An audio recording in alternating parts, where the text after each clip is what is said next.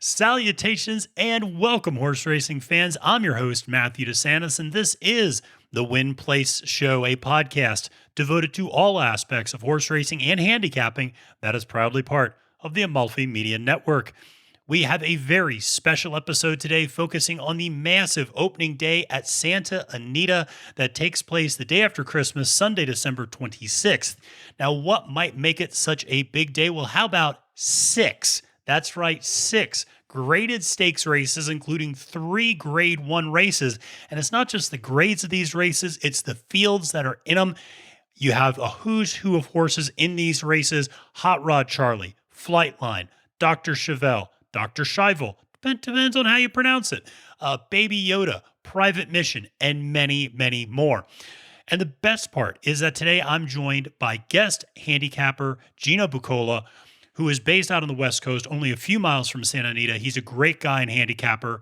Now, before we get to all of the 6 of these races to break down, just want to take a second to remind everyone to follow, download, rate, review, and share the Win Play Show on the podcast platform of your choice.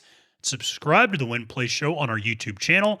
And aside from today's preview, remember to visit amalfimedia.com to get my win, place, and show selections for the entire Sunday card at Santa Anita. And a reminder, if you play Stable Duel, there's going to be a bunch of Stable Duel contests at Santa Anita on Sunday. Got some big money games, some small money contests. So use my Win Play Show selections to really play those Stable Duel games. Should be a lot of fun. And the way to get into that is to head over to amalfimedia.com. Finally, make sure to interact with us on Twitter or on YouTube. And on Twitter, you can connect with me at the handle @FailToMenace. And on YouTube, you can always leave a comment below the video. Let me know how you think the races are going to break down this weekend. And of course, remember to share with your fellow horse racing fanatics on social media. Okay. Well, let's dive into racing at Santa Anita, and here to join me is Gino Buccola, who is a great handicapper and, quite frankly, an even better guy. Gino is perhaps what I like to call the James Brown of sports gambling, as he is the hardest working man out there between all the different shows and podcasts.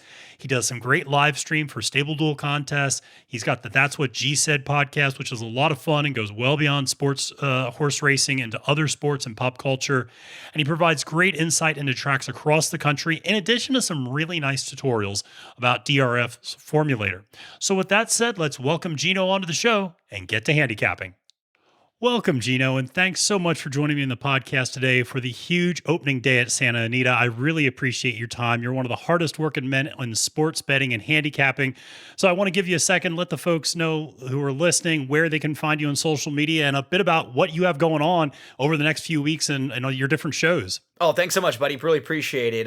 Very happy to join you. And anytime you need here, what a great time to come on for the first time with Santa Anita. I think we've got 11 races on opening day. We've got 6 graded stakes, a couple grade 1s on the card. It's fantastic racing top to bottom. I'm going to be providing coverage and content for every day they're racing at Santa Anita. So if you follow me on social media, it's me, Gino B, on my podcast that come out a couple times a week. We'll always have at least a segment for probably Friday and Saturday, Santa Anita on those days. Then on Sunday, if you follow me on social media, I'll have more videos, always posting live stream kind of stuff where I can show you the handicapping, really diving into the past performances with the daily racing form PPs, which is great. As you mentioned, much more than horse racing too right now. NFL stuff every week, previews of every single game, everything going on in the world of wrestling, Marvel, Star Wars stuff. We got the Book of Boba Fett coming up in a few weeks. We'll be recapping that every week. So all over the place. Love keeping busy. I love it. I might need to get my brother and his friend to have you on their podcast to talk about Boba Fett and all the Marvel stuff. Oh, yeah. That's what they do. So, love it. No, that's awesome. That's awesome. You have a lot of great content. I always love following you. Love all of the stuff you put out there, especially all the stuff you do with DRF and just showing people how to really dig into those past performances. Always appreciate that for those newcomers to the sport. So speaking of that, this is obviously, like you mentioned, opening day at Santa Anita. For a lot of people, I'm just curious, before we dive into the 6 graded stakes races in the card, what are some, because you're based out in the West Coast, What are some trends maybe, or what are some general thoughts on handicapping Santa Anita in general, maybe that people should have who may not be that familiar with the track? Maybe they're East Coast handicappers who, over the winter now are popping out there. Are there certain trends that you've seen at Santa Anita over the last year or so? Certain trainers or jockeys you should be looking out for, things like that? If I'm looking as far as like biases are concerned or stuff, for myself individually, if we talk in like a month, I may have more of a, oh, hey, you can't play horses coming from behind, right? Or hey, down the on the grass going long, it's all horses coming from behind. You can't win on the lead there. So as far as specific trends like that, I think maybe a little later on in the meet we'll find some. I try to start each meet kind of fair until I have a reason to go otherwise. There's one thing I know a lot of people are excited about over the last year or so. They've brought back the downhill turf course at Santa Anita, which was one of those really unique turf courses, and that's one that you'll find show up a couple times on the opening day card. I don't think any of the graded stakes are down the hill, but some really good betting opportunities earlier in the card. And what's nice is that particular turf course is really unique. It's not like really any other style courses that you'll see anywhere. It's a downhill style. It's kind of down and up. It's got a turn also, and so it plays out like it's a 6.5 furlong turf sprint, but if you're a 5 furlong or a 5.5 furlong turf sprinter, it is like a different world. It's not something that you've seen. If you're a router, it actually plays really nicely to horses that are like mile horses, mile and a 16th. So that's just a really fun turf course to keep an eye on. It's something that makes Santa Anita unique, and I know it's something that a lot of the bettors and the fans are happy that course is back, because it's just it's something that people have found, or certain horses, trainers, connections have kind of found a home at through the years, getting horses comfortable, kind of finding the right kind of niche horses that they know that can win on that course. So I'm excited when we always have a couple races down the hill. That's awesome. That's great advice. And that reminds me a little bit of like a track like Kentucky Downs. It's very kind of undulating. Absolutely. Yeah, very much so. It plays to it's not like as deep of a course, but the way it plays out better to the horses that are cutting back from a little bit more distance type races. So very similar to Kentucky, where you got to have a little bit of bottom when you go down the hill. Yeah, absolutely. Well, that's great advice for the folks listening at home. So, well, with that said, we have a full card to get through today, so I won't waste any more time. We'll dive right into the first of the 6 graded stakes races, and this will be the San Gabriel Stakes, which is a grade 2 mile and an eighth on the turf for 3-year-olds and up. And let me just run through the 7-horse field before I turn it over to you. And so in post position 1, we have Indian Peak, trained by Ruben Alvarado and jockeyed by Juan Hernandez. Friars Road, trained by Mike McCarthy and jockeyed by Jose Ortiz. Bob and Jackie, trained by Richard Baltus and jockeyed by Jose Valdivia Jr. Then in the 4 slot, you have Hit the Road, who is the morning line favorite, trained by Dan Blacker and jockeyed by Umberto Rispoli. Then in the 5-hole, Majestic Eagle, trained by Neil Drysdale and jockeyed by Johnny V, John Velasquez. Then you have Red Storm Risen, Phil D'Amato horse, jockeyed by Flavian Pratt. And then finally, Ready Soul, which is also a Phil D'Amato horse, jockeyed by a guy who's having a bit of a comeback this year, Kent DeSormo. Yeah. So with that being said, I'm going to turn things over to you. Where are you looking in the San Gabriel Stakes? What horses really stick out to you? Yeah, I thought the morning line, which we're talking on Wednesday evening, it just popped out a few minutes ago. So I thought it was pretty accurate. To be honest, with Hit the Road is no doubt the one to beat. Hit the Road was poised for a Breeders' Cup race, but he had a little bit of a hiccup heading into the Breeders' Cup. You'll notice there's about a month in between off in his training, but he's come back. And he is, in my opinion, no doubt the class. The horse still have to all beat in here. You do have a couple logical, kind of nice now sort of horses with some upside. Friars Road, I don't have anything to knock about him. His turf upside is excellent. He's only got a few races on the grass, so sky's the limit for what he can continue to do. Now, they're sort of polar opposites in how they come into the race, and that Friars Road is coming in from longer races. He's going to be cutting back to a mile and an eighth, which you don't really say all too often. You're cutting back to a mile and an eighth. And then you have Hit the Road, who's going to be going a mile and an eighth for the first time. He is a true miler. So those to me are the two to beat. If you're looking for necessarily the horse to bet, I think it would come down to either, how you see the pace shaping out in this race. On paper, it kind of looks to me like there are 2 pace horses with Bob and Jackie and with Red Storm Risen. Now, if one of the 2 of them were able to kind of get loose or sneak away, they would probably have a pretty good opportunity of hanging around for a big slice. So, if you upgrade one or the other, I probably lean a little more towards Bob and Jackie of the two. I think for me, if I'm looking for the horse to bet, though, anything around 5-1 is probably Ready Soul to the outside. Okay. To me, that looks like a horse who I just kind of go through the form recently. I think you can make a legitimate excuse for the 2 starts back race into John Henry. Last time out, thought it was a really nice effort on October the 31st. So, you give me from a betting perspective, I think Ready Soul, anything in the 5-1 range, probably the most excited I'd be to bet a horse in this spot. Yeah, no, that's. I think you're right about the morning line being very fair. I really like Friars Road quite a bit. That was a horse I liked 2 races ago. Ran a really big race. Just lost by a head to Acclimate and United. That was just a big effort in that particular in the John Henry, and so it closed like 15 lengths too. So you're talking about a deep closer. I am actually a little worried in terms of cutting back in distance, whether or not he's going to have quite as much to run into going up. But both Friars Club and Hit the Road coming off consecutive 3rd place performances the last 2 times out. But I think both very strong horses in this particular field. Hard to kind of move away from them up top. I did also look at Bob and Jackie. That's a horse that has had some success at Santa Anita, 4 out of 7 times hitting the board. Hasn't won much, but is always kind of hanging around. And like you said, if it's a horse that can catch a slice, that's not a bad thing. And then, some of this is, there are certain people out on the West Coast I just trust on turf. One of those is Umberto Rispoli. The other is Kent DeSormo recently. He's been giving some amazing turf rides. To your point of Ready Soul, that's the jockey there with DeSormo. And, 2 out of 3 times winning on the Santa Anita turf. Granted, there were some lower level races, but workouts look really, really good for Ready Soul. So that's a horse I do like quite a bit in this particular spot as well. So I think a really strong field. And like you said, we'll come down to pace. Can one of those pace setters get loose maybe up front and maybe get close to wiring the field? Will Friars Road run out of room at the end? We'll just have to, can Hit the Road extend that extra furlong? So we'll see. So are you going Hit the Road up top? Is that kind of your pick, Hit the Road will be in a lot of my exotics, but from a value standpoint, let's go Ready Soul. We'll put Ready Soul there. We'll put Hit the Road and Friars Road. We're going to be running down that road, right, all day long, all day long here in race number 5. So I do think there are a couple races that I throughout the day where, and a lot of times where I'll be pretty good about, hey, you know what, I'm taking a stand against this short price horse here. This wouldn't be a race like if you're playing an early pick 5 or something like that. I'm not really against Hit the Road or Friars Road in here. I do think they have very, very live chances, but if you're giving me them and then Ready Soul at 5-1 around, I'll take that. Yeah, absolutely. And I'll be interested to see how those odds fluctuate till post time as well. Yep.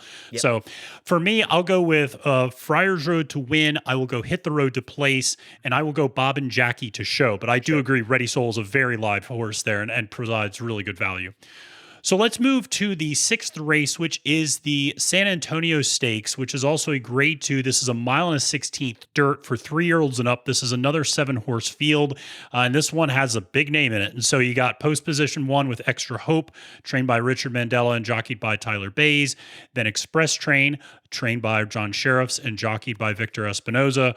Go On, a long shot, trained by Doug O'Neill and jockeyed by Mario Gutierrez. And then the horse everybody's talking about in this race, Hot Rod Charlie, the other Doug O'Neill horse, jockeyed by Flavian Pratt, who's the overwhelming morning line favorite.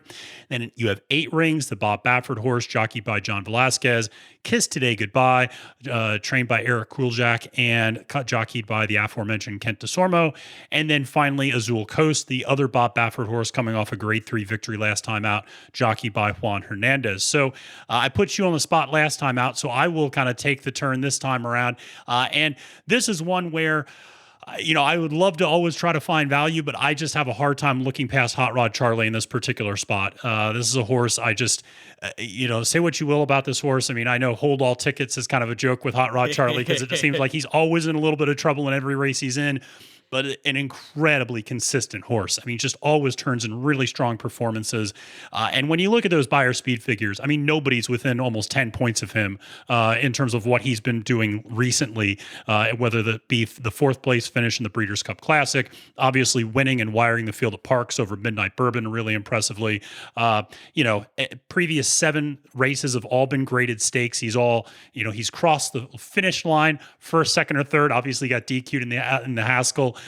because of clipping heels with Midnight Bourbon, but that's a horse that I just really like up top. And I think, 8 Rings certainly is a horse that could push for speed, but I just think Hot Rod Charlie's in another class in terms of getting to that lead. I think he's going to be able to set the pace how he wants. And once he's on the lead by himself, it's going to be hard, I think, for anyone to really track him down, especially at a mile and a 16th. I mean, that's kind of what we saw at the Belmont is he got out to that lead, and really the only horse who could track him down lead was Essential Quality. And there's no horse, I think, of the caliber of Essential Quality in this particular field, in my opinion. So I think a mile and a 16th, he can really just wire this thing. So I like him quite a bit here. I will say I do like Express Train and Kiss Today Goodbye quite a bit here. So Express Train at 7-2 was a vet scratch for the Breeders' Cup Classic, but last time out was a 3rd place at the Awesome Again to the late Medina Spirit and Stiletto Boy. Regularly runs this grade 1, grade 2 level, so will not be intimidated by the class of this particular race. Won the grade 2 San Diego handicap over Tripoli and Royal Ship. Really good horse as well. 6-7 hitting the board at Santa Anita, 5-7 hitting the board this year. And then Kiss Today Goodbye is a horse I really liked at that Native Diver. Came in second to Azul Coast. My biggest concern here is the running style. I'm just a little worried about that. But again, 5-1 value, maybe underneath. I could see this as a horse that comes in. Again, I like Kent DeSormo on him. Second race off a layoff. I mean, I thought he performed very well coming off a layoff last time out. Maybe there could be some improvement, but that running style is a little concerning. So tell me where I'm right. Tell me where I'm wrong. Where are you looking in this race? No, Hot Rod Charlie, he deserves all the respect in the world. I mean, in 2021, he was basically beaten more than a length one time last time out in the Breeders' Cup. I mean, that's it. He was beaten a length and a quarter in the Belmont. He was beaten a length in the Derby. Everything else has been right there. Like you said, he crossed the wire first in the Haskell. Just so honest. No doubt the one to beat. But at the time of the year we are now, I start to get a little bit worried about horses that are like him, that have had very long campaigns and that are post Breeders' Cup, because they've got these long campaigns. They're focused and they're pointing to the Breeders' Cup. And now this is after. Now we're at the point where it's starting to get to, well, are we, getting into next year, or are we still kind of continuing from last year? So where I respect Charlie a whole lot, I do think that there may be another horse or two to kind of keep an eye on in this race, like Express Train, who you mentioned. It feels like this is a good spot for him. It just does. Like, there were some races earlier on in the year, for whatever reason, he was up against it. He was up against the style of the race, the way the flow was. Last time out, he was close up early. He was kind of in between horses. He got backed out of a spot. He was in tight, and he was behind Medina Spirit, Stiletto Boy, who we're going to see later. There was no passing at all in that race whatsoever. So I do think he is really well spotted. But both of the inside horses, I think, are going to run better. Even Extra Hope, I don't know if he's quite good enough in a group like this, but he's drawn the inside. They're just going to go with him. And so now I start to wonder what the pace might look like. That's why I kind of got into Express Train, thinking he might be able to, not have to be a stone cold closer in here, but he's a lot better at this mile and a 16th to mile and an 8th than he is a mile and a quarter. I just think a lot of things seem to be kind of trending very nicely for Express Train heading into this. He didn't get the Breeders' Cup race, so this kind of ends up sort of being like a Breeders' Cup for him versus some of the others who may have been pointing for bigger. Tons of respect for Hot Rod Charlie. Of the Bafferts with 8 Rings in Azul Coast, I'd probably prefer 8 Rings in this race, a little shorter. I think it sets up better for him. Like a mile and an 8th, that just feels like it's beyond his scope. He's a lot better like mile and a 16th. He's won multiple times at the mile and a 16th. He's a grade 1 winner at a mile and a 16th. But for me, it's Express Train. Anything in the 3-1 range, I think that's kind of interesting as a win wager, because if it's not him and it's Hot Rod Charlie, I kind of had everybody else sort of a cup below them. I thought it was Hot Rod Charlie, and then of Express Train, kind of the better of the older of this group. And if it's not one of them, then it would be someone that, might, for me, if they're 4 or 5-1, anyone else, that's kind of shorter than I think they should be in comparison to these two. I sort of thought these two were a lot better. Yeah, no, I much agreed. I think in that. And it's important to point out, when you talk about the end of a long campaign, you now look at a horse like Hot Rod Charlie, Doug O'Neill talking about, well, this is now kind of a prep for going Yeah. to Dubai and heading over into 2022 season. So when you're now thinking about this race as a prep rather than something to point to your point, Express Train didn't have that Breeders' Cup. This is now kind of the big race for Express Train. So, certainly something to keep in mind. Really, I love that kind of perspective on where to look for those odds. So I'm going to go with Hot Rod Charlie to win. I am going to go to Express Train to place, and I'm going to take a little bit of a swing with Kiss Today Goodbye underneath to show. I think particularly I'll be interested. I don't love that 5-1 morning line, but I have a feeling it's going to go up quite a bit. So if it gets a little bit richer, like you said, I don't see anybody else kind of in the same field as the top two. So I'm kind of maybe looking at a couple of horses like an 8 Rings or like a Kiss Today Goodbye, see maybe who ends up drifting up a little bit higher. Sure. And provides a little bit more value underneath. Yep. Yeah, I'll throw extra hope in the third spot to try to get a little value there as a horse who I just think the plan for them has got to be just handle this horse aggressively from the inside. You've got a good draw. All of his best races have been when they handled him aggressively. So just try to go back to that plan. And if it's too much other pace or maybe, you get caught up with Hot Rod Charlie, that's fine, but give yourself a shot. So I'm going to go Express Train, Hot Rod Charlie, extra hope. Love it. Love it. So let's move on to the 7th race, which is the last of the 3 grade 2s. And this is the Santa Anita Mathis Mile. This is 1 mile, as you might expect, on turf. For 3-year-olds, this is a 9-horse field. Let's run through this real quick. In the number 1 post position, you have None Above the Law, trained by Ruben Alvarado and jockeyed by Joe Bravo. Then Tarantino, appropriate for a California race. Ed Mosier Jr. and jockeyed by Juan Hernandez. Airman, trained by John Sheriffs and jockeyed by Umberto Rispoli. Zaffarelli, an Irish horse, trained by Jeff Mullins and jockeyed by Drayden Van Dyke. Cane Creek Road, a Doug O'Neill horse, jockeyed by Victor Espinoza.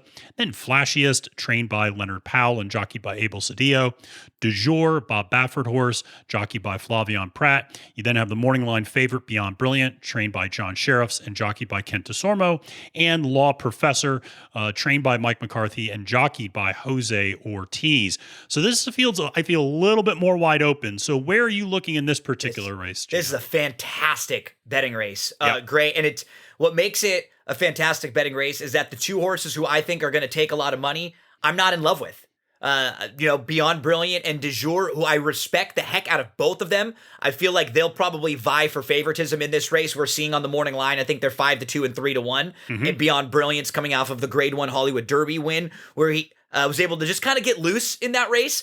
Not that he's not a quality animal, but he definitely benefited from the way that race, the shape of that race. And then you have Du Jour, who has, he's a Grade 2 winner earlier on in the year, but he went to the Mott Bar. Now he's back for Baffert. He hasn't run in a while. He's kind of parked. I'm a little worried about the trip that he might get. And I just think there are some others that are going to be bigger prices that are very interesting in this race. The 2 prior races we talked about, I felt a lot more confident in the short price horses running really big races and being tougher to defeat. Here, lots of ways to go. I mean, I looked at the outside. What's wrong with Law Professor and this lightly raced horse who has only been on the turf 2 times? McCarthy could have a very nice day. He's loaded on this card.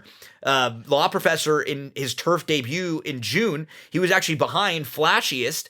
And Flashiest is a major, major player and like a good measuring stick horse for this race because he's been in a lot of these races with this same group of 3-year-olds from the summer on, basically. So if you're close to Flashiest and you're able to kind of stamp yourself there, you probably are a good fit in here. On November the 27th, the win that Law Professor had, that's not the type of, you don't win on the grass with the kind of trip that he had. He was about 6 lengths off and he was like 4 wide early. And that's a dirt trip. Normally, if you give up ground like that on the grass, you don't win. It catches up with you late. You'll be wide, wide, wide. You'll make a big move. And then when everybody starts rolling, you just don't have anything left.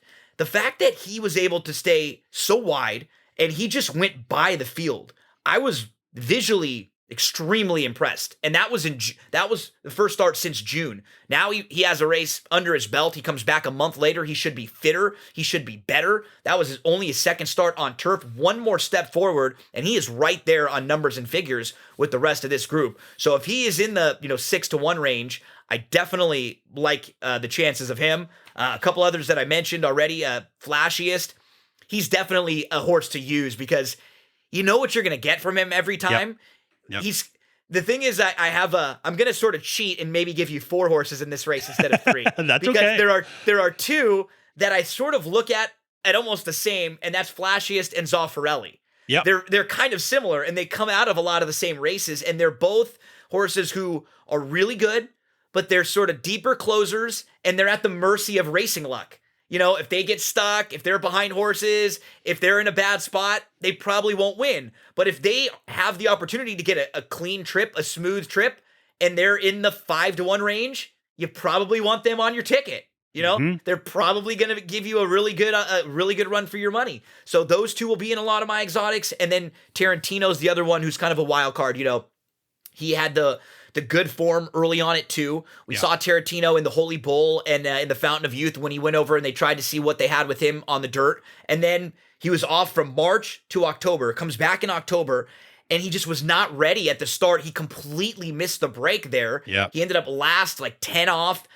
He was about early on, and then he settled about 8 lengths off. He was stuck inside. He angled outside at the top of the lane. He closed pretty well. That was a yielding turf course, and he's got a way more positional speed than that. So he's going to get a much firmer turf course. He's going to be a lot closer. It's like in, I kind of look at it like I would in any sports, right? Like a good athlete, if they have a bad game, a lot of times they probably won't have a bad game back to back, right? They'll be really cognizant of the bad game they had, and they'll come out the next one and try to get into a good flow. I think that when like a speed horse breaks poorly, a lot of the times I'm expecting the next time for them to really be focused on getting out of the gate, getting alert out of there. I think the jockey trainer, all of them will try to make a hey, we got to break well. Let's get back towards the front end where we know we can. Hey, if we were sitting second or third in that race, we win that race. You know, we don't have to come from that far out of it. That's just kind of how I think they're going to look at this race. So I expect to see him much closer. For me, I'm going to be kind of anti du jour and Beyond Brilliant, and that'll give me the opportunity to spread around and use a lot of those next tier price horses that are going to be between 5 and 10-1. Yep. No, I think you and I see this pretty similarly. In the end of the day, I immediately went to Law Professor. That's a horse I absolutely loved, and in many ways fit the similar profile to Beyond Brilliant last time out. Yep. That was a horse that you and I actually talked that and morning. You liked that horse, and I liked Beyond Brilliant a lot in that space. Again, a horse that was kind of coming back to turf and was just getting a little bit better. Law Professor now fits that bill really well. 8-1, I like that value. Hopefully, you can get something at least 6-1 on him. But I like that quite a bit. It's important to point out this was a horse that improved 6 Beyer speed figure points after a 6-month layoff. Yep. If you see another 4 or 5 point improvement, he's right there with everybody else. So I really like Law Professor a lot. He's going to be a big win bet for me, I think, in a lot of these, in a lot of different ways. So that's a horse I like a lot. Zaffarelli, again, I probably am higher on Flashiest than Zaffarelli, but you're right. Very similar types of horses. You know what you're going to get. You're going to get a mid to high 80s Beyer speed figure from them every single time out. And there's something delightful about that type of consistency. Yeah, from absolutely. a betting standpoint, you know what you're getting. And, Zaffarelli and Flashiest also, this is not as strong of a field as that last race. Nope. As the Hollywood Derby. So, the fact that they finished a little further back, I'm not worried about that. I think, the fact that they were bigger prices in that race. Exactly. They were 40 and 30-1. Don't let that discourage you because they do fit very well in here. They do. Absolutely. So I still do like Beyond Brilliant a little bit. I do worry about the trip this time, though. Yeah. I worry about cutting back to a mile, and I worry a little bit about just that was a perfect trip last time out. And I just don't know if you're going to get that perfect of a trip. I think Cane Creek Road might actually get to the lead. Yep, he's got to go. And so and the whole premise of Beyond Brilliant last time was able to control that speed up front and just brilliantly kind of slowed things down tactically and then had plenty left in the tank coming for home. And you're not going to be able to get that same ride this time. And maybe he's good enough and to do it, right? And maybe he can overcome. But if it's you got 10-1 last time, This time you're going to get 3-1 or 5-2 in a race that might not shape up as well and a tough post. So those are all things that you have to add into the price factor too, right? Absolutely. Absolutely right. So with me, I'm going to go with Law Professor to win. I'm going to go Flashiest to place. I am going to go Beyond Brilliant to show in the top 3. I think it's just a good enough horse to crack the board, but that's kind of my top 3 of where I'm looking. Yeah, we're very similar. I went Law Professor, Flashiest, Zaffarelli, and Tarantino. Those will be the ones I build all my exotics around those 4. Yep. I like it. So let's move to the first of the 3 grade 1 races on the card. And this is the 8th race, which is the Brea Stakes, grade 1, 7 furlongs on dirt for 3-year-old fillies. And this is another one with a pretty strong, overwhelming favorite in the 7-horse field. In post position 1, you have Canoodling, trained by Mike Pupi and jockeyed by Rome's Kiramimos. And then you have Eddie's New Dream, trained by Ben D.A. Cecil and jockeyed by Mary Gutierrez. And then you have Kalpau, the Bob Baffert horse, trained by or jockeyed by John Velasquez, or I'm sorry, Calypso, trained by Bob Baffert and jockeyed by John Velasquez. Private Mission, the morning line favorite at 8-5, trained by Baffert as well and jockeyed by Flavian Pratt. Then Missy P, coming off a pretty long layoff, trained by Richard Mandela and jockeyed by Mike Smith. That's actually the second favorite. And then Brilliant Cut, the Doug O'Neill horse with Jose Ortiz aboard, and then finally Living My Best Life, trained by John Sadler and jockeyed by Juan Hernandez. So this is one where this kind of goes back to what do you think of Private Mission, maybe to some extent. You got to start with her. And yeah, you absolutely do. And so this is one where I think kind of like Hot Rod Charlie, she's got the speed to get to the lead if she wants it. I think, Living My Best Life can get to the lead sometimes, but Private Mission ultimately I think just has better speed to get there. And you have to look, that last time out at the Breeders' Cup Distaff, that was an insane pace in that race. Crazy. The whole race fell apart. Yeah. They went sub 45 to the half mile. She was the culprit, actually, because she drew the rail. She drew the rail, and she started that fight. You know what I mean? She picked the fight with everybody. She set them up, and once she set that tone, all those other pace horses got caught up in it, and they were all done. And that was a really, for a horse race standpoint, it's fun when you see everybody sort of go wicked early, and you just don't know what's going to happen, and it falls apart. Yep. You're right that this is a much better race for her. What's nice about this spot, too, is that she's actually shown that she can sit off a little bit if she has to, and she'll be turning back from 1 1/8 to 7 furlongs. She has plenty of speed, and she's super classy.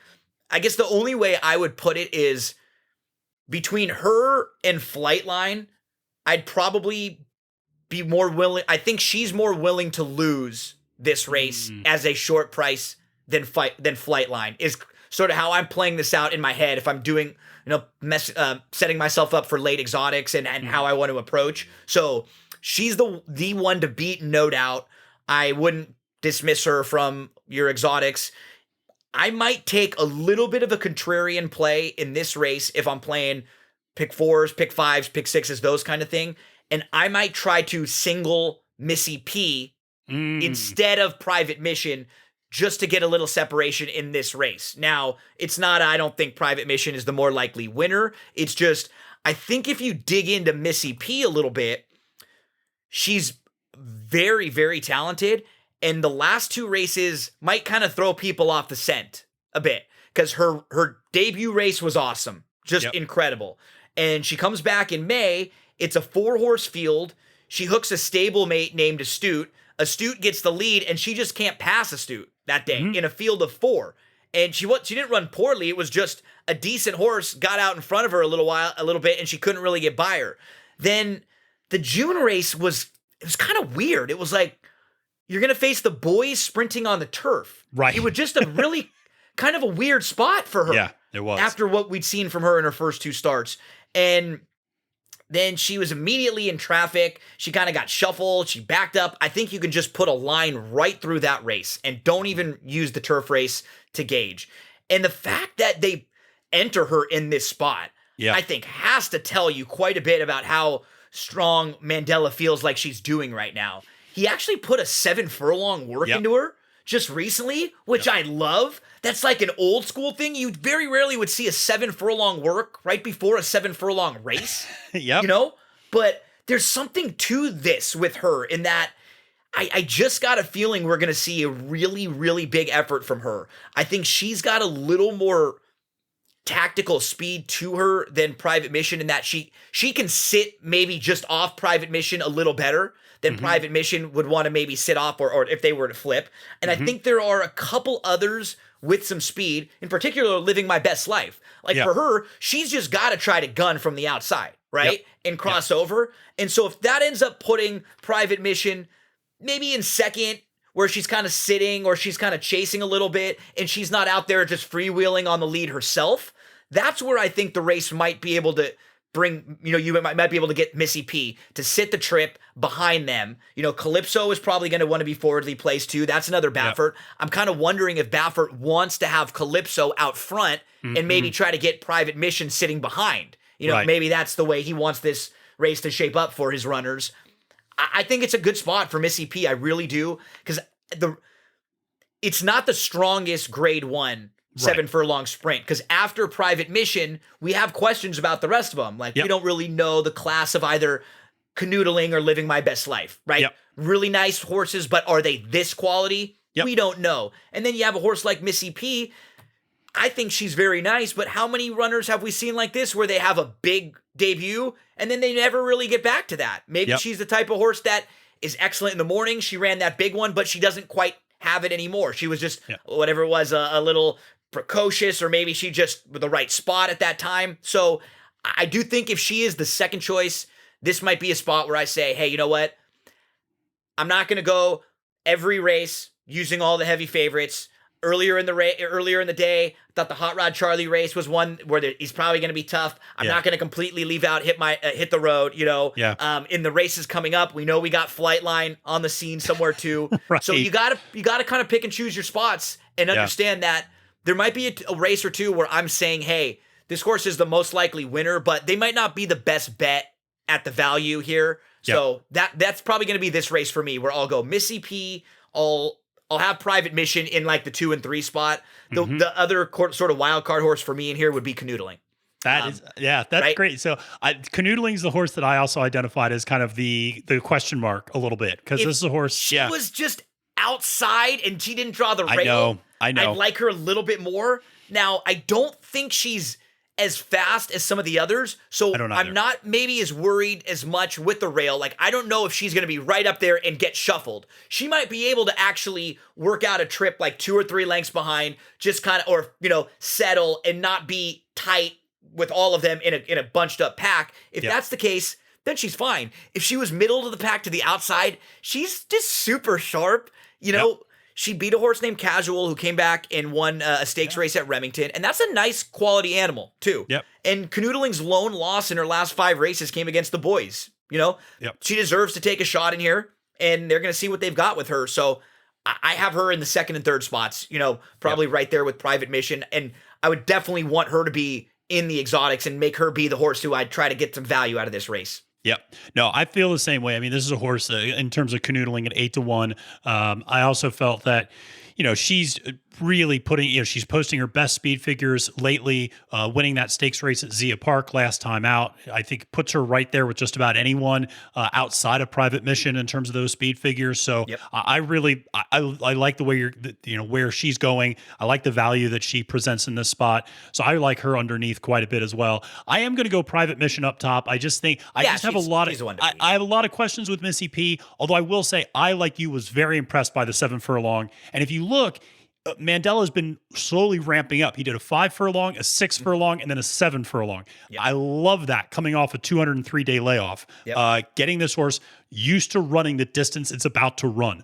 And so I like that quite a bit. And so I have a lot less questions about her coming off that sort of layoff than someone like Calypso that's also coming off about a 240-day layoff as well. So I have Private Mission up top to win. I have Missy P to show, and I are placed, and I have Canoodling to show. But I agree with you. If you're trying to look for value and you're trying to beat that favorite, I certainly think Private Mission is a more vulnerable favorite than some of the others that we've talked about today. Another, like we were saying, who comes after the Breeders' Cup too, right? Yeah, that's a good point. You know, a horse who maybe, and a Breeders' Cup race, like we were saying, I mean, that was not an easy race. No. She was battling early on. She was going really quick. And so maybe towards the end of the year, sometimes she has to deal with a little bit of a battle here, or maybe she just doesn't have quite that oomph that she might have had earlier in the year. So of some of the other favorites, I think she is one that's a little more vulnerable. Yeah, that's a better way of putting it. Yep.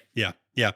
So let's move to the Runhappy Malibu Stakes. And this might just be a 2-horse race. I don't even know if we need to worry about a show place, but we will talk about all 7 of these horses in this race. This is 7 furlongs on the dirt for the boys, 3 years old.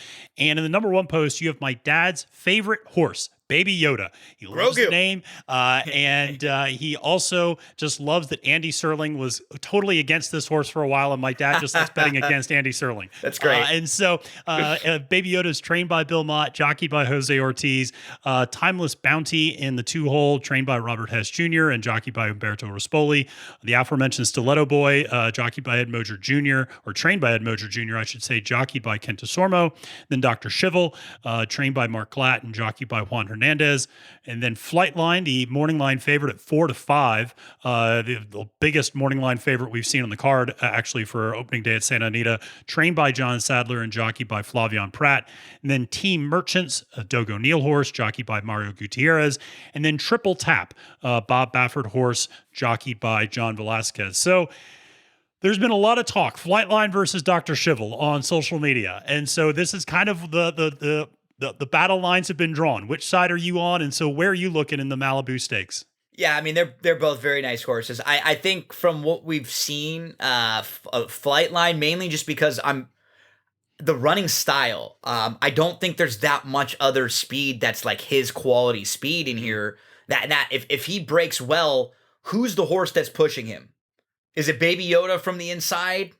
I guess, his last couple, since he ran the really big figure, they've been a little disappointing. You can probably dig into them and find some excuses, but you would have liked to see him run a little bit better off of them. And when horses run a really big race like Baby Yoda did in September, sometimes you wonder if that race zapped them, you know? And sometimes that one big effort, and they just can never quite get back there. You've got the brother to American Pharoah, Triple Tap, who's the half-brother to American Pharoah here for Bob Baffert.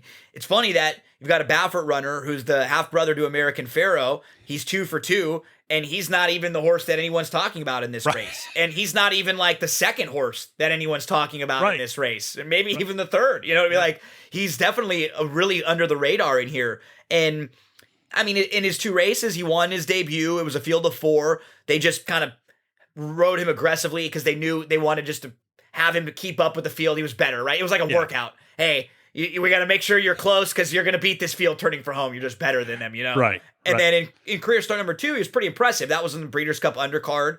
Yeah. And he sat, and that's probably more what his running style is. Just kind of like figuring out who he is as a horse. Mm-hmm. To me, the wild card, I don't think wild card wise, I don't think he can win, but I do think he can at least inject a little bit of value into this race is Stiletto Boy, the 3. Mm-hmm. Yep. He's going to be cutting back to 7 furlongs. If you look at his last 3 races, so his last 3 races, they've all been on the main track. They've all been stakes races. 2 of them were grade 1s, and the other was the shared belief. He's been beaten in 3 races and outfinished by 5 horses. Those 5 horses, Medina Spirit, Rock Your World, Knicks Go, Essential Quality, and Hot Rod Charlie. Right. It's not exactly like he's been getting beat by like slouches, right. Yeah. And from like a fitness standpoint, he's cutting back to 7 furlongs. Yep. If this is a situation where, maybe Dr. Schivel, maybe Baby Yoda, and maybe even a horse like Triple Tap, maybe they're looking and handicapping this race and going, hey, you know what? Let's go after Flightline, or let's get aggressive with our horses. Let's do everything we can to have them go fast early, push this horse. And maybe, there are versions of this race where a few horses end up pushing each other, or they're all so focused on Flightline that maybe a horse like Stiletto Boy, who he's sort of got enough positional speed to where I don't think he has to be completely outrun, but he can pass horses. He's fit, and he, to me, is the horse who I think you throw into exactas and tries. Yep. And if you're looking, if you like Flightline, I mean, if you're trying to beat Flightline, that's a different story then. Yeah. Then you have if you don't like Flightline, you have the next tier of horses that sort of makes sense with Dr. Schivel, who was right there in the Breeders' Cup. Although, to be fair, I did think this year's Breeders' Cup Sprint was sort of a soft edition of the Breeders' Cup Sprint. Wasn't necessarily the strongest in the world. Jackie's Warrior, as a younger, facing older, was kind of the one, and there wasn't a whole lot from the West Coast other than Dr. Schivel, or I think some of the better horses either went to the dirt mile or kind of elsewhere. So, Flightline of the shorter that we've talked about, I don't really have the knocks on him. You just always wonder when you have a horse like, he's never gone 7 furlongs. Right. This is by far the classiest group he'll ever face. Yep. And you have those huge figures, and then you have a couple months off. Yep. And then you have the huge figures, and then you have a couple months off. And so that's always worrisome when you have a horse that's kind of been, I don't say babied, but they've been handled very, very cautiously, So to me, I guess the way I play this race is I try to get Stiletto Boy into the mix somewhere. And I definitely will throw on some of those tickets where I single Missy P. I will throw Stiletto Boy in on the win end, in one of those two, because now I got a single somewhere else in this race. I can afford to win at least one ticket, maybe use Flightline and one other or two others. That would be a little more value. I probably wouldn't want to go Flightline and Dr. Schivel, just the A and B choices. But if I was going to use Flightline and one other, it would be a Stiletto Boy, maybe triple tap. But someone who would be a little bit more value, Yeah. Yeah. Now, I think it's interesting. Flightline is a horse that obviously, career has run 105 Beyer speed figure in a maiden, came back after a couple months, ran a 114 Beyer speed. I mean, if anything gives you confidence, it's the fact that this horse has had a layoff of a couple of months, came back and still ran a huge number the next time out. Yeah. And so coming off another, significant layoff, those first 2 victories were by a combined 26 lengths. I mean, just a dominant effort, but you're right. Never ran 7 furlongs. Those 2 races were at 6 furlongs, though she was, or he was running away from the competition. Yeah. So I don't think the extra furlong, I mean, going to a mile might've been too much, but I think 7 furlongs is reasonable. And so this is a horse, I like a lot. Triple tap at 5-1. I wrote in my notes, kind of a poor man's Flightline. 2 career races, 2 career wins, not by quite as much of a distance, but similarly, big layoff between race 1 and race 2, but coming back only 7 weeks rest for this particular race. Increased Beyer speed figures 14 points between race 1 and race 2. If he can build off that 97 Beyer speed figure last time out, certainly can be a contender. Just a step forward, right? Yeah, absolutely. And see that progression. I'm with you. I think Baby Yoda, the horse that reminds me of a little bit, it's a very different type of horse, but a horse, Mrs. Danvers, is a horse that ran a really huge number one time, ran a 102 Beyers, and never got within 15 points of it again. That became the outlier, right? Yep, we're all kind of waiting for them to get back to that race. And then as the more races stack up, you start to look at the form overall and you go, maybe that was the one that's the outlier because they're all similar, Yep. And there was a lot of talk about some of the Beyer speed figures coming out of Saratoga, maybe being a little bit inflated this summer. Some of so I think that's Baby Yoda. My dad's probably going to get upset with me as he's listening to this, but probably a horse I'm not going to look to. Like you, I looked at Stiletto Boy. I think 12-1. Are you kidding me? I just love that value on the horse. I don't think you're going to get 12-1 by post time, but I love the value. Cutting back in distance was huge. This is a good. You play stable duel, right? Yes. This would be a good kind of stable duel horse in here because I think he could pick up some pieces. He's not going to cost you anything in your lineup in a short field. Yeah. So many people are going to go to Flightline in this race too, right? This horse at that price is going to be $750 to you. So I think there's going to be a big stable duel game for Santa Anita opening day. This would be the type of horse there that could get you, second or third and pick up some pieces for you and get you a good spot moving forward. Absolutely. No, I think, a couple of the horses we've talked about, a horse like Law Professor, I think is another great stable duel play. I think Stiletto Boy, great stable duel play. Absolutely. So in this one, I have Flightline to win. I have Dr. Schivel to place. I have Stiletto Boy to show. But I agree with you. Stiletto Boy is where you're going to find your value in this race. And I like your strategy of trying to maybe pair some Missy P in action there in the previous race and doing that. So I'll go Flightline, Stiletto Boy, and Triple Tap. No disrespect for Dr. Chevelle, but I think you can kind of hear with some of my consistent takes with some of these races. I'm a little colder on the horses post Breeders' Cup that come off of like big Breeders' Cup races or taxing Breeders' Cup races, and I kind of prefer horses that might have been pointing to these races all along than horses who are like, we ran well, we're still doing okay. Yeah, let's go and run on opening day at Santa Anita too. That might work, and sometimes you're good enough where that's fine. It doesn't matter. But if you're going to be a short price, that's where I'll start to dig holes in those horses. Absolutely. Well, let's head to the last of the graded stakes races on the card, which is actually the 11th and final race on the card at Santa Anita for opening day, which is, of course, December 26th, the day after Christmas, Boxing Day if you're Canadian. And this is the American Oaks Stakes, 1.25 miles on turf for 3-year-old fillies. This is it was an 11-horse field. Eddie's New Dream has scratched, so it is a 10-horse field. So you have in post position 1, Fluffy Socks, trained by Chad Brown and jockeyed by Mike Smith. Then Core Values, trained by Victoria Oliver and jockeyed by Abel Cedillo. Closing Remarks, trained by Carla Gaines and jockeyed by Joe Bravo. Nicest, an Irish horse trained by Mike McCarthy and jockeyed by John Velasquez. Going Global, another Irish horse who is the morning line favorite at 9-5, trained by Phil D'Amato and jockeyed by Flavion Pratt. Charges Drop, trained by Mike McCarthy and jockeyed by Kent DeSormo. Burgoo Alley, the final, not the final foreign horse, but one of the other Irish horses. Also a Phil D'Amato horse, jockeyed by Umberto Rispoli. Ivy League, a Richard Mandela horse, jockeyed by Kyle Frey.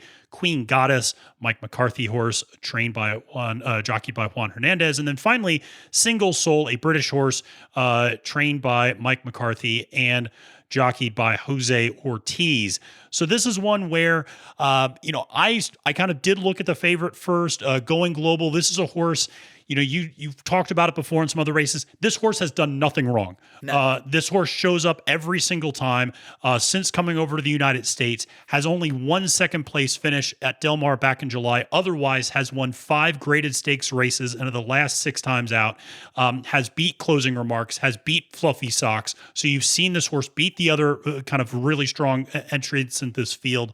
Comes from off the pace, but likes to sit in that 5-6 position, not a deep closer. So in like a 10-horse field, you wouldn't want to see Glowing Global. Yeah, exactly. Yeah, so it's not going to be so compromised if it's breaking so far back. You're not going to be too far behind there. So I like I said, really like this horse a lot. Great turn of foot. And it, more importantly, has won behind both fast paces and slow paces. And I like that type of versatility. Doesn't need a hot pace to come from off to win. Like you said, useful, sitting mid-pack, doesn't need that super hot pace to win that sometimes those deep closers do. And I think that should help her track her down in this spot. There's a couple of other horses I really like at a horse like Nicest. I think at 8-1 is a horse I like quite a bit. Johnny Velasquez has been giving some great turf rides in New York and Florida just recently. Just won a couple of turf races down at Gulfstream Park last week, actually. And this horse is improved between her first and second U.S. performance, as you would expect to see. It's not uncommon to see more progression next time out. It was a very close third at the Grade 3 red carpet last time out, just got out kicked. And more importantly, this is 1.25 miles. A lot of these horses have not gone 1.25 miles in this field. And so Nicest is one of the few horses that has gone not just 1.25 miles, has gone 1 3/8 and 1.5 miles in the past. So I'm not worried. That last race was against Older. Yeah. Which is also a key, too. She's going to be facing 3-year-old fillies here. Yep. So in that last race, she finished third, and the 2 horses who were in front of her were older. Niji Blanche, who's a nice graded stakes winner and like a distance type, and Luck, who was second in the Grade 1 Rodeo Drive. So Nicest, moved into a slow pace, took a big shot, and then faded a little bit. That's a tough race shape. Nicest is in all of my exotics too. Absolutely. Nice. And this, we mentioned Stable Duel a couple times. I wouldn't be shocked if this horse gets bet a little bit, probably in the like 9-2, 5-1 range. Yep. That wouldn't shock me. And so you might get a little bit of value there from a Stable Duel standpoint if this horse was a little less on your, what you're paying for on the morning line. Absolutely. And I'll just mention kind of closing remarks as well. This is a horse that has finished just behind, right behind, in second place behind Glowing Global 3 times. And quite frankly, for a horse that finishes second all the time, getting 6-1 morning line seems surprising. I think she'll probably get bet down. Again, from a stable duel perspective, that's a $5,000 horse. I mean, that's a $5,000 horse that hits the board all the time, and you're going to get positive points there. And so, yeah, very honest horse. And so I do think that there's, certainly stretching out. That's a question mark for a lot of horses in this field. So I think you can't penalize one maybe more than the other. But those are three horses that I'm looking at in this field. Who else are you looking at here, Gino? Let me give you my top selection. My second one is Nicest, who we mentioned, and then Going Global, who I will have in the third spot. On top, I'm going to go with Burgoo Alley. Yep. I don't think there's very much speed in this race. Yeah. I mean, look up and down. I'm trying to figure out who's getting to the front end. I wouldn't be shocked to see Charges Drop be kind of forwardly placed just of the McCarthy runners. Queen Goddess is another Ivy League. I wouldn't be surprised to see either one of them just a little forwardly placed, but they're not really speed type horses. Right. You look at Burgoo Alley, she's one on the lead sprinting. Yes. She's gone wire to wire, going 6 furlongs sprinting. And she hasn't done anything wrong since she's come here, in the U.S., and you can go race by race. Her first start, she had legitimate trouble back in May in her first start off the bench. Then in June, she comes right back. She wins. Following that, she's second right behind Javonica, comes back and wins the next race against First Level Allowance Company. She's forwardly placed in all of those races, right? She's always up close, and naturally, she just might be quicker than most if she breaks well, and she just probably inherits the lead here. In her last start, she was handled like a horse who they just kind of were very confident with. He looked like he was a winner all the way around, the way that Rispoli was riding her. Yep. If she clears this field and she wants to go this distance, she's going to have a few lengths on them. You're going to have some questions, but she'll probably reward you from a value standpoint because she's probably going to be over 5-1. Yep. And if she, has a length or two turning for home, she could be very, very tough to run down. I don't want to be closing a pick 4, pick 5, pick 6, anything like that, and not have her on my ticket if she gets loose in here. So Burgoo Alley is the horse who I've stacked on top of Nicest, and I'm going to put Going Global there, which, you mentioned all the things about Going Global. And what's so cool about her is when you follow horse's career for a while. She came over into the U.S. and she won impressively in the Sweet Life right away. And then it was the question after she won that race was, okay, can she go a mile? Because she had only been sprinting. And then she goes a mile, and the question is, can she go a mile and an eighth? And now she's gone a mile and an eighth 3 times, and she's done it. Now, can she go a mile and a quarter? It's just fun to see these horses progress, because I remember when we were asking the same question, can she go the mile, that second time in the China Doll when she's favored, and we're trying to kind of poke holes in her there. So just a really great job that the connections have done with Going Global. And, she's going to show up and she'll give a very good account of herself, win or lose. Yeah, absolutely. No, I couldn't agree more about that. Very nice horse. So, Burgoo Alley is a horse, beat Spanish Love Affair last time out, who is a horse I like quite a bit as well. So, and I mentioned before, there are certain jockeys I trust on turf. Umberto Rispoli is one of them. And, I like Umberto a lot in this particular race. So, and this one I actually think is on the downhill, if I'm not mistaken. Or it's the mile and a quarter. Yeah. So you get a little bit sometimes where I don't know if it comes down by where they're starting, because with the turf course, sometimes you'll see them come down on like the mile and the 3/8. Ones where they'll kind of come down and they'll cross over. Okay. I don't think this one actually starts. It's a little bit up, but it's not from the same down the hill and around. Right. Yeah. Okay. Well, very good. So I'm going to go with Nicest up top. I'm going to go with Going Global to place, and I'm going to go with Closing Remarks to show. But I also really like Burgoo Alley quite a bit here. I think this is a lot of value in this race. Yep. I think you can absolutely find. So, well, Gino, thank you so much for taking time around the holidays. You're in the holiday spirit, obviously, out there on the West Coast. And so thank you again. And just remind all the folks where they can find you on social media and what else you have going on in the coming weeks. Yeah, very happy, man. Anytime you need me over here, you can follow me. Twitter's probably the best place because I post like everything that I've got going on Twitter. It's me, Gino B. You can find me there. You can download my podcast, That's What G Said podcast, anywhere you download podcasts. And that's sort of like a variety show. Basically, every episode is a little bit of everything, but every episode has horse racing. So if you're just a horse racing fan, you'll always get some best bets on there, some horse racing news, but there will be football, basketball, baseball, whatever's going on in the world of sports, wrestling, like I said, Marvel, Star Wars stuff. We're all over the place. So love that. And then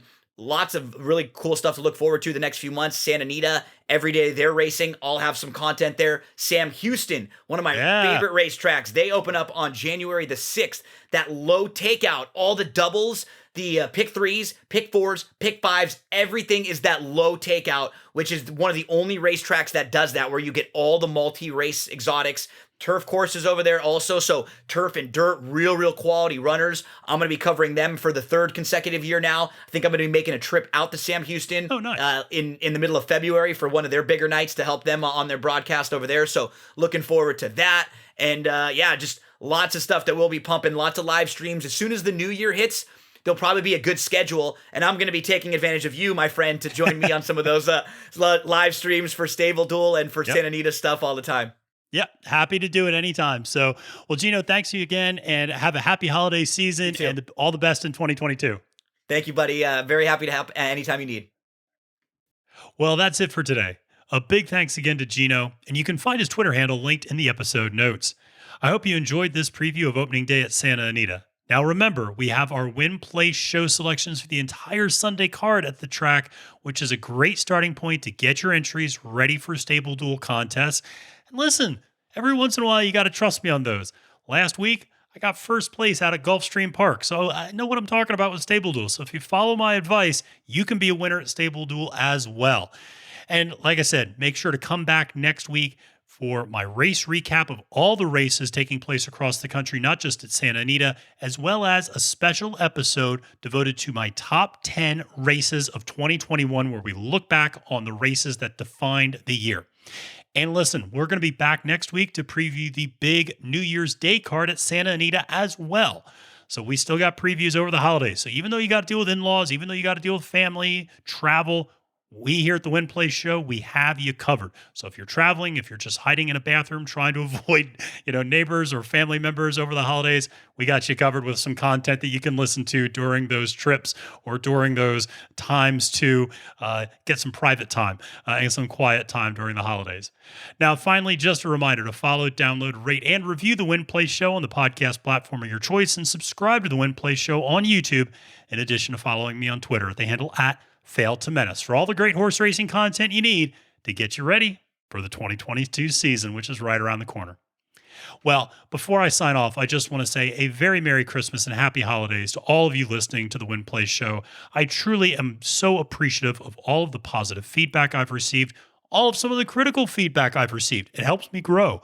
I really do appreciate that. So all the feedback, all of the affirmations in some cases, but also, like I said, all of the feedback has been great. All of the support has been wonderful. I really, truly enjoy interacting with all of you, and I hope all of you have a very, very safe and happy holiday season, thinking of all of you, and can't wait for a great 2022. Well, until next time, friends, I'm Matthew DeSantis, wishing you a great and prosperous day at the racetrack, and reminding you that it's now post time.